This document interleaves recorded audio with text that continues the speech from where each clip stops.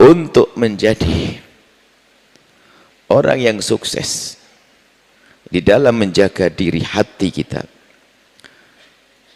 sekaligus untuk meningkatkan kualitas diri, ada dua hal yang malam ini harus Anda ambil. Memandang dua model manusia. Kalau Anda sudah bisa memandang dua model manusia ini dengan pandangan yang benar, pandangan Anda kepada manusia yang lainnya akan begitu mudah. Dan itulah, saat itulah Anda sukses menjadikan diri Anda orang yang baik. Yang pertama adalah memandang orang yang zalim dan jahat kepada kita. Memandang orang yang bermasalah dengan kita, yang semalam sudah kita singgung. Jadi pastikan diri kita, dan sekaligus ini untuk membentengi jiwa kita, mental kita, agar tidak mudah depresi, mudah sakit dan sebagainya. Ilmu kelapangan hati yang semalam. Jadi pandanglah orang-orang yang bermasalah dengan Anda dengan pandangan maaf. Dengan pandangan maaf. Tetap Anda perlakukan dengan baik. Sampai dikatakan dalam Al-Quran itu ka'anna waliyun hamimun. Sampai orang yang memusuhi itu dia bisa memperlakukan seperti orang yang sangat dicintai. Ini prestasi. Sehingga para kekasih-kekasih Allah itu, amalan paling utama bukan bicara sujud rukuk, bukan. Bagaimana menata hati kepada orang yang telah bikin hatinya rusak, orang yang zalim kepadanya. Sehingga kalau ada orang berzalim kepadanya, berbuat jahat kepadanya, itu bergegas, diberesin ini, tidak boleh menginap. Dimulai dari mendoakan, kemudian memberi sesuatu. Karena dari Nabi, kalau kita memberi sesuatu kepada seseorang, kita akan menjadi mencintai. Jadi jangan senang kita membenci. Mestinya benci kita ganti dengan cinta. Coba ini mujarab, kalau Anda lagi marah sama orang dan ngedendam, Anda beri sesuatu kepada mereka. Di samping panjatan doa di tengah malam, besok harinya kau beri hadiah kepada dia, maka diam-diam akan reda emosi Anda. Dendam Anda akan berkurang. Ini resep dari Nabi, tahadu tahabu. Kalau engkau beri hadiah akan muncul cinta di hatimu. Jangan malah menggunjing, mencaci, tidak. Jangan ngomongin kejelekan dia, rugi. Seksa yang Allah berikan kepada kita adalah benci. Benci itu seksa, na'udzubillah. Orang menjadi pembenci. Nah, kadang-kadang kalau sudah benci itu nggak pakai alasan, pokoknya nggak suka. Yang dibenci itu kadang nggak tanggung-tanggung. Orang yang sangat dekat kepada dia, sangat baik kepada dia, ibunya, ayahnya. Kebaikan 1000 kebaikan, hanya gara-gara salah satu saja jadi benci. Karena memang hati kotor. Ibunya punya kebaikan banyak, hanya salah sekali tok langsung ngedendam. Alangkah bodohnya orang ini. Dan hidupnya tidak akan enak, dia akan tersiksa kepada semua orang. Di saat berurusan dengan orang, siapapun akan tersiksa. Kenapa? Namanya manusia pasti punya kesalahan. Kita berurusan tidak dengan malaikat. Suami yang sangat baik pun ketahuilah dia manusia, tentu ada kesalahannya. Siapapun yang sangat baik sekalipun dia masih manusia, tentu ada kesalahan. Lah di hati kita belum kita siapkan dengan maaf, lihat. Apalagi namanya orang sensitif, mudah marah, ngedendam. Kalau sudah marah, serem. Demi Allah, aku tuntut nanti di akhirat. Udah serem orang ngomong gitu. Kalau ada orang ngomong gitu, sudah jangan jadikan besan gitu. Jangan jadikan menantu, pendendam. Anda nanti gilirannya akan didendam. Kita perlu orang yang lapang hati. Jangan biasa dengan kalimat-kalimat dendam. Demi Allah, aku tuntut nanti di akhirat. Ini kami lanjutkan urusan tuntutan di akhirat ini. Rugi kita nuntut di akhirat. Lebih indah kita memaafkan di dunia. Urusan kita ya maksudnya, bukan urusan Allah. Urusan hak diganggu, kita dicaci, kita digunjing, kita difitnah, kita balas dengan kebaikan, mendoakan dengan doa kebaikan. Dan ini pekerjaan para kekasih Allah. Sehingga para kekasih Allah itu kalau diganggu sama orang langsung memberi. Mungkin kalau Anda punya tetangga yang baik, orang soleh, kok tiba-tiba ngasih hadiah kepada Anda jangan GR. Bisa jadi Anda telah menyakiti dia, cuman beliau tidak ingin menjadikan benci, lalu memberikan hadiah kepada Anda. Dan begitulah kerjaan para kekasih Allah, kalau disakiti adalah malah memberi kebaikan. Kenapa? Khawatir kalau tidak segera melakukan kebaikan akan berubah jadi benci, dan dia paling tidak senang membenci orang. Capek membenci itu. Ngedendam itu capek. Orang benci dendam itu capek, hidupnya capek. Ngapain capek. Ya jangan dipiara dendam. Ngelihat rumah megahnya marah, nggak enak. Nanti akan muncul penyakit lain lagi, ngiri. Karena kita ada dendam, Masya Allah. Ngiri, dengki, dendam, menfitnah, menggunjing. Kalau sudah benci, gunjing, tahu enggak kau dia? Ngerti enggak? Biarpun sama-sama ustadz apaan tuh, Masya Allah, astagfirullahaladzim. Bahkan kalau ada ustadz, sama-sama ustadz dengki, ustadz benci, nggak seneng sama ustadz yang lain. Ustadznya kepleset melakukan maksiat, kita seneng, tepuk tangan. Tuh kan? Tuh. Sudah aku kira dari dulu dia. Ajib. Ada umat Nabi Muhammad melakukan dosa, dia tersenyum. Bukankah ini karena imannya yang keropos? Mestinya dia nangis loh ya. Ada temannya melakukan maksiat ustadz, tapi sekarang karena hasud, dengki, benci tadi, nggak ada cinta. Ngelihat temannya sengsara, ketawa. Ngelihat temannya maksiat, senyum. Bahkan bersyukur itu. Kan sudah aku duga dari dulu. Itu ustadz gombal, ustadz apa? Ini kelas ustadz ya. Ustadz ngedengin ke ustadz yang lain tuh. Tuh kan. Tepuk tangan loh kepleset. Emang aslinya dia tuh munafik dia tuh. Actionnya tok dia. Gayanya kayak ustadz. Ceramahnya kayak ahli surga. Tapi hakikatnya tuh kan. Kadang ngomongin sama muridnya. Tuh lihat, sudah aku bilang dari dulu. Dengan kepleset saudaranya, yang terpleset melihat saudaranya kepleset, dia bisa tersenyum. Hati-hati. Ini adalah kekotoran hati. Mestinya kita menangis. Baik. Jadi kalau melihat saudara yang bermasalah dengan kita, mengganggu kita, pastikan ayo kita tumbangi dengan panjatan doa. Kemudian Anda bisa memberikan kebaikan kepada mereka seperti yang kami hadirkan ayat semalam, wal kadhiminal ghaidha wal 'afina 'anil nasi wallahu yuhibbul muhsinin. Tahan amarahmu. Kemudian maafkan dia. Tidak cukup memaafkan, akan tapi kita hapus bekas-bekas luka ini. Tidak cukup luka kita bebaskan, kita obati, tapi kita hapuskan bekasnya. Wallahu yuhibbul muhsinin. Allah senang dengan orang berbuat baik. Sudah dijahati, menahan marah. Setelah menahan marah, memaafkan. Karena menahan saja belum cukup. Jangan-jangan meledak di minggu depan. Tidak, sudah aku maafkan. Setelah memaafkan pun masih kadang ada sisa-sisa dendam, amarah di dalam hatinya. Kita tumbangi, kita bersihkan dengan memberikan kebaikan. Mujarab, kalau Anda lagi dendam, marah sama seseorang, Anda kirim hadiah kepada dia. Ini resep dari baginda, sudahlah. Anda kirim hadiah kebaikan, akan reda di hati Anda. Koreng yang namanya dendam akan hilang. Subhanallah, itu resep dari baginda Nabi SAW. Jadi mendoakan ia, kemudian memberikan hadiah ia. Alam nyata. Membuat kebaikan kepada dia. Ini yang pertama. Kalau Anda sudah bisa melihat orang yang jahat kepada Anda, dengan maaf, berlapang hati, begitu mudahnya Anda berlapang hati dengan orang-orang yang tidak bermasalah.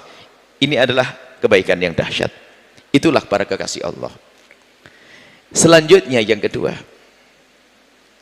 kalau Anda sukses, cara pandang Anda yang tadi, yang pertama kepada orang yang jahat kepada kita. Kalau Anda sukses melihat orang yang zalim kepada Anda dengan maaf, Anda sukses. Yang kedua adalah jika Anda memandang orang yang bermaksiat, hati-hati hamba Allah yang merasa dirinya sudah ahli ibadah. Kalau Anda bisa memandang orang-orang yang bermaksiat dengan pandangan kasih sayang, maka Anda sukses. Yang menjadi masalah, kadang kita mudah memandang orang dengan pandangan merendahkan karena maksiatnya. Merendahkan, memandang biji. Dan memandang dengan pandangan kasih sayang, itu matanya Rasulullah sallallahu alaihi wasallam. Mungkin kalau kita melihat sebuah contoh saja, ngelihat mendengar berita orang bermaksiat, jangan sampai hati kita itu biasa saja, nggak ada perasaan sedih, perasaan terenyuh. Karena kalau saudara kita bermaksiat, itu kan melakukan satu hal yang besar. Kalau bahasa kasarnya dia kan kecelakaan. Anggap saja begini loh ya, ada tetangga kita nyebrang jalan, ketabrak, kepalanya retak. Lah kok kita ketawa, gimana kira-kira? Jahat sekali. Sementara kalau maksiat lebih dari retak kepalanya. Yang retak kepalanya tujuannya mau ziarah ibunya, masuk surga dia. Tapi kalau ada saudara kita bermaksiat ini menuju ke neraka, lah kok kita masih bisa tertawa? Ini apa yang ada di hati kita? La yu'minu ahadukum hatta yuhibba li akhihi ma yuhibbu li nafsihi. Tidak sempurna iman seseorang kecuali mencintai orang lain seperti mencintai untuk dirinya sendiri. Kalau melihat temannya bermaksiat, saudara bermaksiat, harus sedih dia. Kita sering memandang orang dengan pandangan merendahkan justru karena kita sudah di tempat yang baik. Contoh kayak begini nih. Atau kita baru menghadiri majelis yang mulia. Di situ mungkin kita bisa berderai air mata penyesalan, mohon kepada Allah. Keluar dari majelis kemudian melewati alun-alun atau lewat terminal. Di situ ada seorang perempuan yang pakai baju setengah badan. Anda tahu bahwasanya tujuannya dia mengajak orang berzina misalnya, melambaikan tangan begini. Perempuan di pinggir jalan dengan dandanan yang ini, hamba yang diuji oleh Allah. Kemudian Anda melihat mereka yang tadi Anda baru nangis-nangis di masjid karena Anda khusyuk, merasa nyaman dengan ustadznya. Sampai di terminal melihat perempuan semacam itu, tanyakan diri Anda, apa yang ada di hati Anda di saat melihat perempuan semacam itu? Di pinggir jalan malam-malam orang pada tahajudan, orang pada itikaf, dia di pinggir parkir untuk mencari orang yang menjemputnya untuk mengajaknya berzina. Dan Anda sudah menduga itu karena dengan dandanannya. Sekarang apa yang ada di hati Anda? Mungkin Anda yang tadi karena sudah menangis-nangis di majlis, Anda yang khusyuk di majlis, melihat perempuan seperti itu lalu Anda berkata, ih kasihan malam-malam, astagfirullah. Orang pada itikaf, dia ada di pinggir jalan, astagfirullah. Astagfirullah. Anda memandang dia dengan pandangan semacam ini. Istighfar kelihatannya.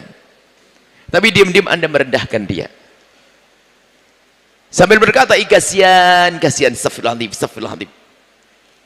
Kita ingin tahu, siapa di antara kita, coba, serius, yang di saat melihat perempuan semacam itu, atau melihat anak mabuk di pinggir jalan misalnya, siapa di antara kita yang di saat melihat wanita yang semacam itu di pinggir jalan, di saat kita pulang dari majelis ilmu seperti ini, kemudian dia menundukkan kepala, merenung sejenak, menghadapkan wajah ke langit, menengadahkan tangan, kemudian mohon, ya Allah, ya Allah, itu umat kekasihmu Nabi Muhammad kau uji dengan kehinaan. Kami mohon berikan hidayah kepadanya dan ampuni dia ya Allah. Ayo, siapa sampai mungkin dengan tetesan air mata? Siapa di antara kita yang di saat mendengar saudaranya, tetangganya bermaksiat lalu dia menangis? Siapa? Kadang hari ini kita sombong, orang bermaksiat malah kita tepuk tangan. Kelas ustadz pun bisa saja begitu. Padahal tepuk tangan atas musibah yang menimpa orang lain ini bahaya. Tanda tidak adanya iman, keroposnya iman. Siapa di antara kita yang melihat orang bermaksiat, ada orang tidak sholat Jumat, ada orang makan riba lalu sedih kita. Kemudian ngadu kepada Allah, ya Allah, itu temanku baik banget, sering ke masjid, bahkan sering bantu masjid, tapi dia masih urusan dengan riba, ya Allah. Entaskan dari riba. Siapa yang semacam ini? Ayo. Atau kita dengar sombongan ini sedekah apaan? Lihat ceramah kemarin, lihat ibadah-ibadah tapi pakai riba, ibadah-ibadah pakai riba. Mungkin kita merendahkan begini, bukan kita sedih. Jadi mata kita rubah hari ini. Melihat orang bermaksiat, pastikan kita sedih. Karena itu umat Nabi Muhammad. Itu bagian daripada kita. Rasa sedih Anda jika ada orang bermaksiat, ini adalah kejayaan, kesuksesan bagi Anda. Sedih. Kenapa? Di saat Anda sedih, ada orang berzina. Ada suatu ketika dikatakan seorang imam dari salah satu cucu Nabi Muhammad, Imam Muhammad Al-Bakir. Suatu ketika ada orang memberitakan pada imam ini, ya imam, ada apa? Di kampung sebelah ada orang yang berzina.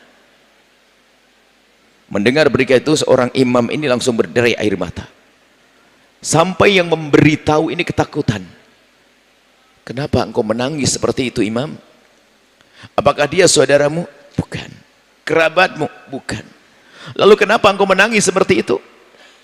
Seorang imam hebat ini berkata, yang aku tahu adalah tetangga sebelah ini semua adalah umat Nabi Muhammad. Itu artinya ada umat Nabi Muhammad melakukan zina, dan dia mendoakan semoga Allah ampuni dia, semoga Allah hentikan dari zinanya, semoga Allah tutup aibnya. Nah ini padahal tidak kenal secara langsung, hanya mendengar umat Nabi Muhammad melakukan zina, menangis dia. Hari ini masalah mengekspos, memberitakan, menjatuhkan, merendahkan. Ini harus kita rubah cara pandang kita melihat orang bermaksiat. Jujur, tetangga Anda mungkin ada orang yang tidak sholat Jumat waktu Anda Jumatan. Apa yang ada di hati Anda? Anda merasa soleh, ahli surga, sudah bisa Jumatan. Hati-hati. Belum tentu kalau Anda belum sedih. Mesti Anda sambil pergi ke Jumatan, sampai di masjid, Anda mendoakan, ya Allah, itu tetanggaku baik banget, ya Allah. Tapi belum Jumatan, ya Allah. Ayo. Anda yang sudah menutup aurat dengan rapi yang Masya Allah, soleha tampaknya. Tapi bagaimana di saat Anda melihat tetangga Anda yang baik itu belum menutup aurat? Kemana-mana bajunya adalah baju asal saja, tidak menutup aurat. Apa yang ada di hati Anda? Merendahkan? Atau Anda memanjatkan doa, ya Allah, itu tetanggaku, ya Allah, tetanggaku belum menutup aurat. Nah, ini loh yang harus kita hadirkan. Membiasakan kita di saat melihat orang bermaksiat, kita merasa sedih dan kita mendoakan juga dengan doa kebaikan. Buahnya apa coba setelah itu? Buahnya adalah Anda akan terjauhkan dari maksiat itu. Ayo, Anda akan terjauh dari maksiat itu. Kalau Anda melihat orang berjudi lalu Anda berdoa, ya Allah, itu anak-anak muda di Gardu, di kampungku, ya Allah, sering melakukan judi, kami mohon ya Allah berikan hidayah, ya Allah, ampuni dia, ya Allah, sampai Anda menitikkan air mata. Karena Anda merasa itu bagian daripada Anda, itu umat Nabi Muhammad, tetangga Anda, orang kampung Anda, mungkin Anda yang saudara Anda, lalu Anda menangis, Anda akan selamat. Tapi kalau sudah mulai merendahkan, akan diuji dengan ujian serupa. Awas, jangan memandang orang bermaksiat dengan pandangan merendahkan, tapi pandang mereka dengan pandangan kasih sayang. Ini yang perlu. Kalau kita sudah pakai pegangan ini saja sudah indah dalam hidup ini. Kita lanjutkan bahasanya, itu urusannya dengan kesombongan. Yang menghalangi kita menjadi baik itu sombong. Merasa sombong itu bisa saja dengan harta, sombong dengan kebaikan yang kita lakukan.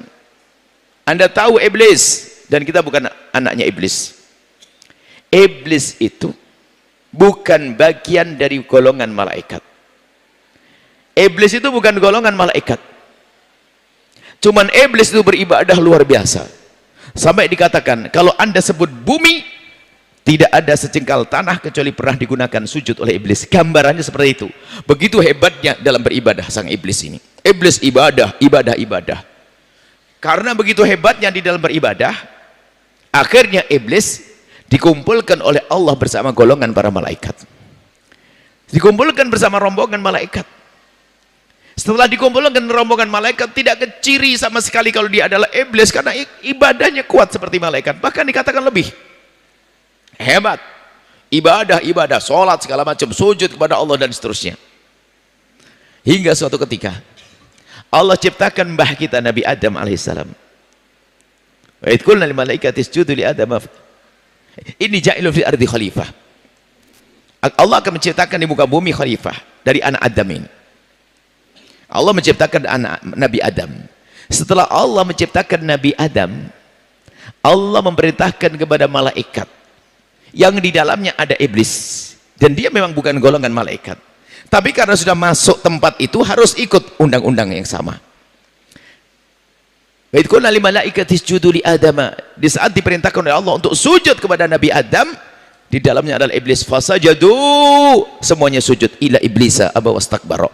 Kecuali iblis tidak mau sujud, sombong dia. Loh, iblis gak mau sujud. Dia pakai memikir dia. Dalam bahasa dia begini, ini gimana rumusnya kok saya suruh sujud? Sujudnya bukan sujud ibadah, sujud hormat. Gimana kok saya harus hormat kepada Adam ini? Apa prestasi Adam? Saya ribuan tahun beribadah kepada Allah. Adam baru diciptakan belum punya sujud satupun. Adam belum punya prestasi. Lah kok saya suruh sujud kepada Adam? Ini gimana rumusnya? Nggak mau dia, karena merasa dia sudah menjadi baik. Iktikaf 10 hari di Ramadan, puasanya bagus, Masya Allah dan sebagainya. Sehingga setiap melihat orang bermaksiat harus merendahkan, kasihan tuh, astagfirullahaladzim, dagang tok, jualan tok, nggak pernah sholat, ngerendahkan orang tok kayaknya. Hati-hati ini kelas iblis itu. Lah iblis tuh begitu, dia merasa sudah ibadah banyak, kalau malam nangis ibadahnya.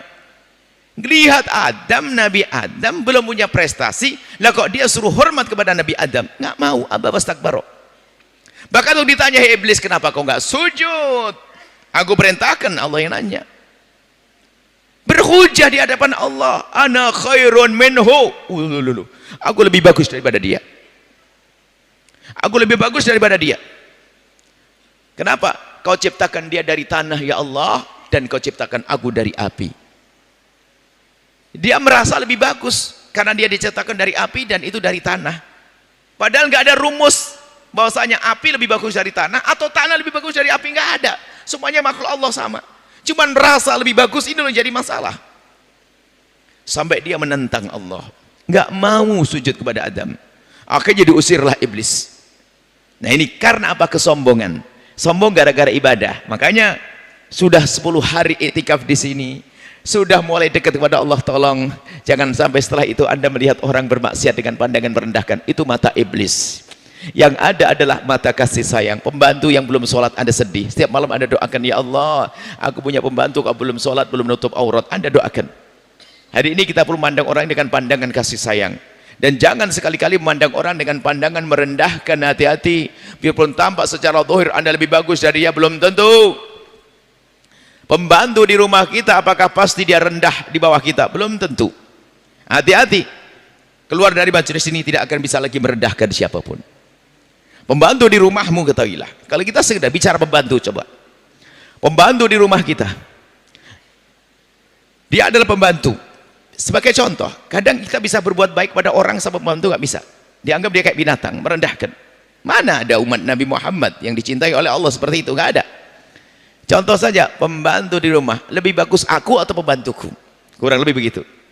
Aku ahli ibadah, tahajudan, Masya Allah. Aku ahli puasa. Pembantunya juga puasa, bisa. Pembantunya juga tahajudan. Cuma bedanya apa? Pembantumu dengan dirimu, hai hamba Allah. Bedanya pembantumu dengan dirimu adalah engkau puasa, engkau bangun malam. Pembantumu juga puasa, pembantumu juga bangun malam. Bedanya apa? Selama ini pembantumu yang menyiapkan alat sholat untukmu, yang menyiapkan sahur buka untukmu, dan dirimu tidak pernah menyiapkan sahur buka dan siap persiapan sholat untuk dia. Prestasinya di dia. Dia setiap malam mengabdi untuk kita. Ayo. Ternyata di hadapan Allah dia lebih hebat dari kita. Apakah setelah itu kita masih merendahkan membantu kita di rumah kita? Tidak. Jangan pakai gaya sombong-sombongan dengan siapapun. Pembantu yang bekerja di rumah kita. Bisa saja dia lebih mulia. Ini bukan basa-basi. Ini hakikat. Ya begini ini. Yang kami saksikan di hadapan ini hanya kebetulan saya punya pengetahuan tentang suatu hal. Di hadapan Allah yang mulia adalah tersembunyi ini. Bisa jadi memang hakikat ini bisa lebih mulia dari saya. Bukan basa-basi. Oh, dia orang awam, katanya awam, tapi hatinya bersih. Hatinya terjaga. Sehingga memandang orang jangan pandangan merendahkan. Bisa jadi pembantu di rumah kita lebih bagus dari kita di hadapan Allah. Kalau orang sudah punya pandangan semacam ini, indah hidupnya. Nggak ada merendahkan siapapun. Dan ini hakikat. Coba kalau kita bicara Anda bisa lebih bagus dari kami, dan bisa saja beneran.